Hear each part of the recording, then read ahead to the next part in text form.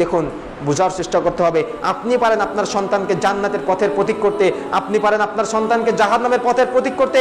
আপনি পিতা, আপনি পারেন আপনি নিজেকে আপনার সন্তানের মাধ্যমে জান্নাতের পথের প্রতীক করতে। আপনি পিতা, আপনি পারেন আপনার সন্তানকে জাহান্নামের পথের প্রতীক করতে। আপনার সন্তানের মাধ্যমে নিজেকে জাহান্নামের পথের প্রতীক করতে আপনি পারেন।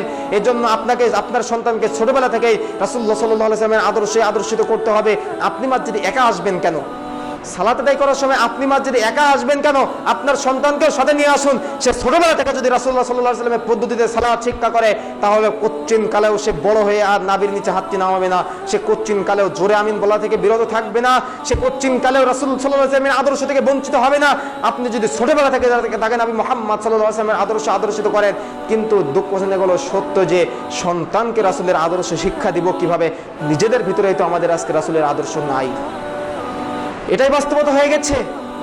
দেখুন, রাসূল সাল্লাল্লাহু আলাইহি সাল্লাম বলছেন, মুরু আওলাদাকুম বিস-সালাতি ওয়া হুম আবনাউ সাবঈ সিনিন ওয়াযরিবুহুম আলাইহা ওয়া হুম আবনাউ 10 সিনিন ওয়াফাররিকু বাইনাহুম ফিল মাযাজি'। তোমাদের সন্তানদের বয়স যখন 7 বছর হবে তখন তাদেরকে সালাতের জন্য প্রশিক্ষণ দাও, এবং তাদের বয়স যখন 10 বছর হবে তখন তারা যদি সালাত আদায় না করে তাহলে তাদেরকে প্রয়োজনে প্রহার করো এবং তাদের বিছানা পৃথক করে দাও। কিন্তু দুঃখজনক হলো সত্য যে আপনার সন্তান মসজিদে 7 বছর বয়সে সালাতে আসছে, আর যদি মসজিদে এসে একটু কথা বলেছে তাহলে আমরা সঙ্গে সঙ্গে তাদেরকে মসজিদ থেকে বের করে দেওয়ার জন্য পাগল হয়ে যাই।